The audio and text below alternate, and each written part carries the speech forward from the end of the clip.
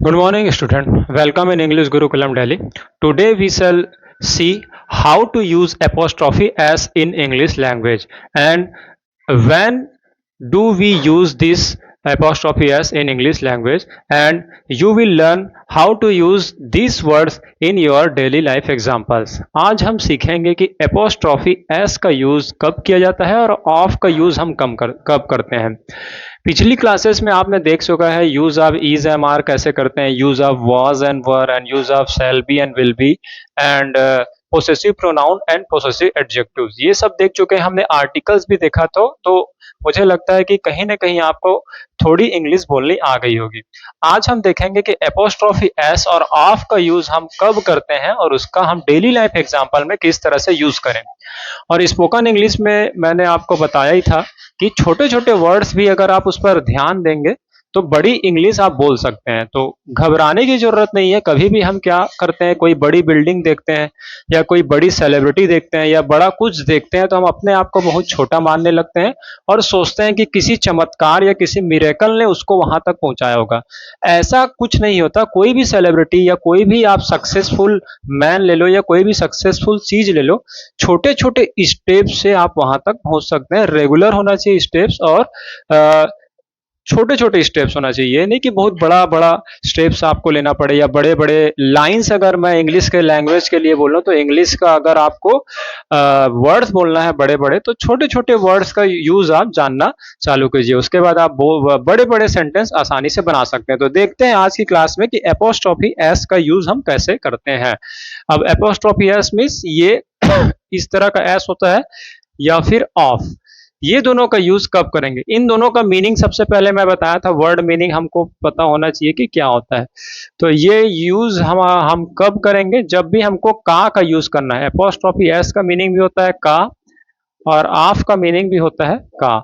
ये आप दोनों याद रखिए कि जब भी हमको इसकी जरूरत पड़ेगी का की, तो हम या तो एपोस्ट्रोफी एस का यूज करेंगे और ऑफ का करेंगे। अब ये दोनों का भी का है तो कुछ तो डिफरेंस बनाया होगा।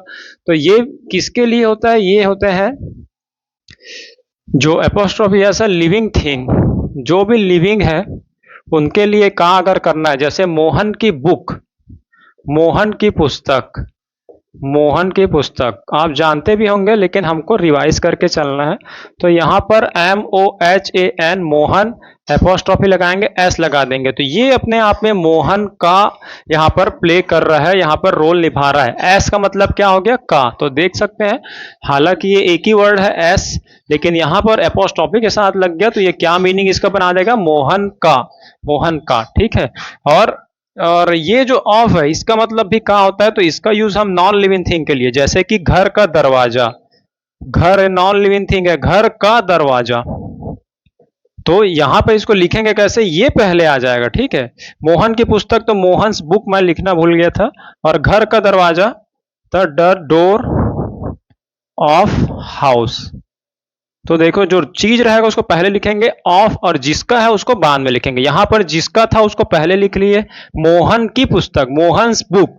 ठीक है। लेकिन यहां पर देखिए घर का दरवाजा, तो घर यहां पर लास्ट में आ गया है। तो घर का दरवाजा यानी the door of the house. तो देख सकते हैं एक एग्जाम्पल से आपको समझ आ गया होगा कि ऑफ और एस का यूज कब करते हैं। अब इससे रिलेटेड हम कुछ एग्जाम्पल्स देखते हैं, फिर थोड़ी प्रैक्टिस करते हैं।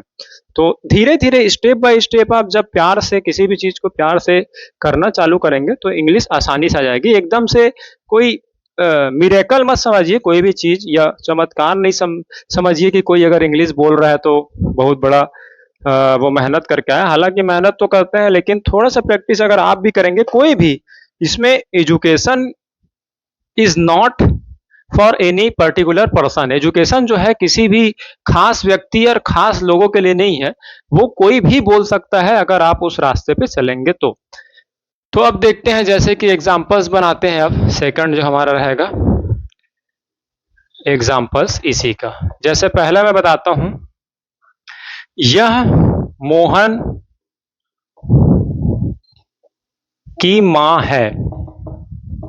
अब देखो मोहन की मां, हमने बताया था दिस इज मोहन की, मोहन्स क्या है, mother. This is Mohan's mother. ठीक है। निगेटिव कर लेते हैं, यह मोहन की मां नहीं है। This is not Mohan's mother. ठीक है, क्या यह मोहन की माँ है? Is this Mohan's mother? यह कौन है? Who is this? तो देख सकते हैं, मैंने बताया था चार ही यूज करेंगे कि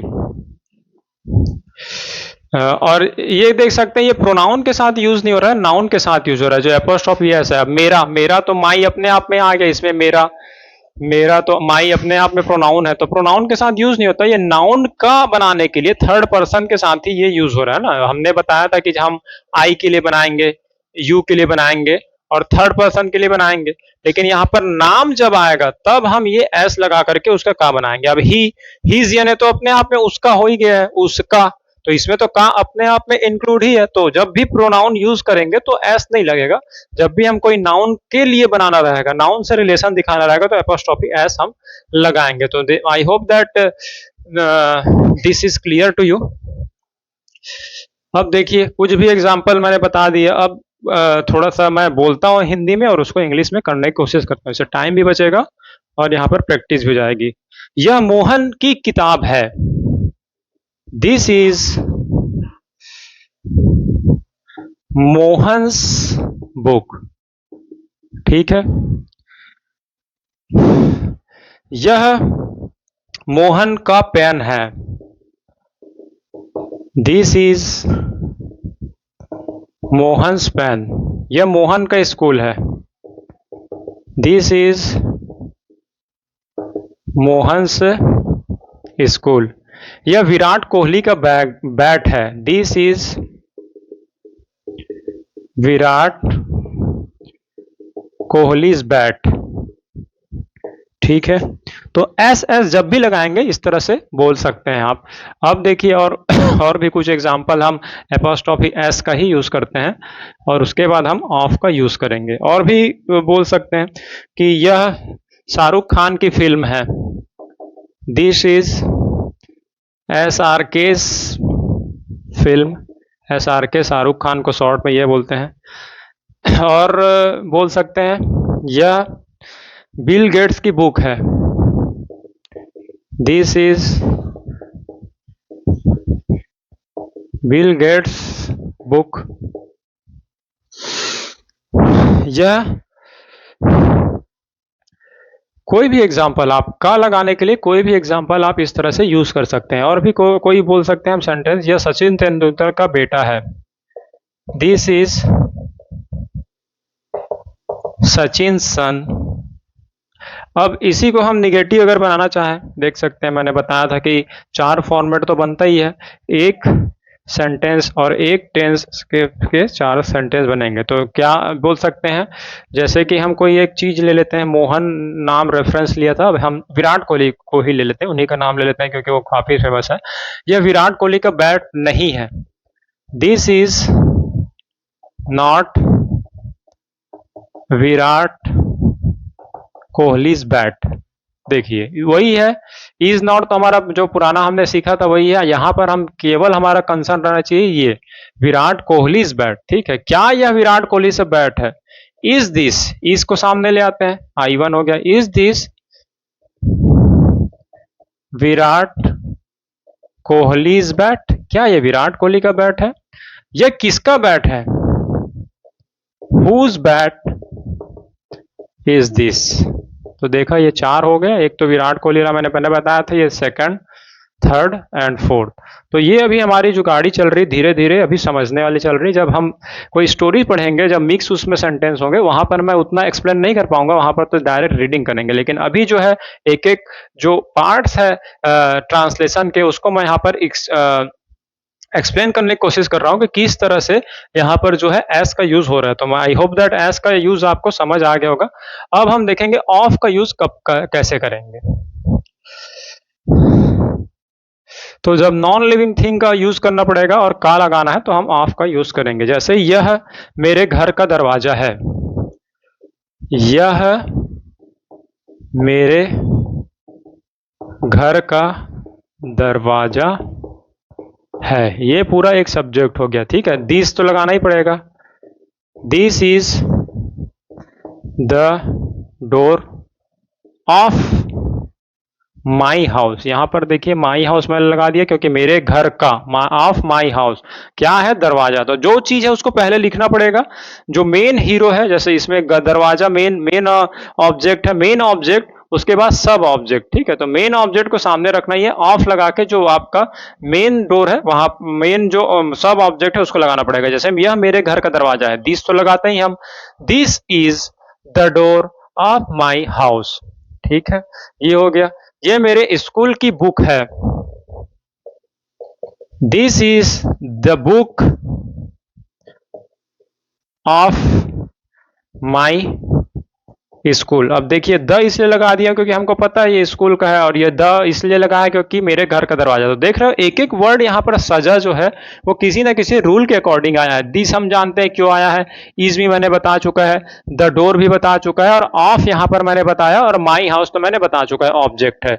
दिस यूज हम पढ़ चुके हैं, इज यूज पढ़ चुके हैं, द का यूज भी पढ़ चुके हैं, बुक ऑफ माई हाउस ये भी पढ़ चुके हैं। तो देख सकते हैं हम कोई भी चीज धीरे धीरे जितने स्टेप्स हमने तय कर रखे हैं उसी से रिलेटेड हम यहाँ पर भी बातचीत करेंगे, और जब धीरे धीरे इस तरह से एक लेवल पे पहुंच जाएंगे तब हम इंग्लिश बोलना सीख पाएंगे। ठीक है, अब ये मेरे घर का दरवाजा नहीं है, चार फॉर्मेट बना लेते हैं तो मुझे लगता है कि आपको क्लियर हो जाएगा। उसके बाद जितने ऑब्जेक्ट यानी जितने इंग्लिश के मीनिंग आप जानते रहेंगे और जितने जल्दी उसको रिकॉल कर पाएंगे उतने जल्दी आप बोल पाएंगे। यह मेरे घर का दरवाजा नहीं है, दिस इज मैंने बताया था not the door of my house. ठीक है, क्या यह मेरे घर का दरवाजा है, इज इसको सामने ले जाएंगे तो वही क्या का काम कर देगा, इज दिस, बाकी सब वही same, the door of my house, यह किसके घर का दरवाजा है।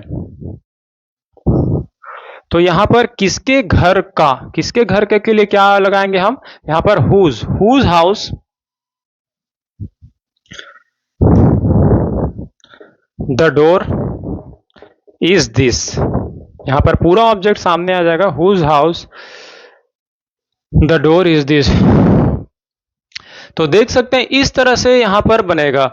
हुज यानी किसके घर का दरवाजा अपने आप आ गया, इसलिए मैंने क्या बताया, हुज हाउस किसके घर का, द डोर इज दिस।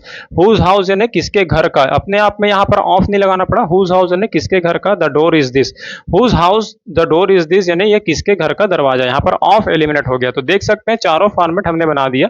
मुझे लगता है कि अब ये एस और जो ऑफ है उसका यूज आपको समझ आ गया। नेक्स्ट क्लास में हम किसी और टॉपिक के साथ फिर से नया डिस्कशन करेंगे। Thank you.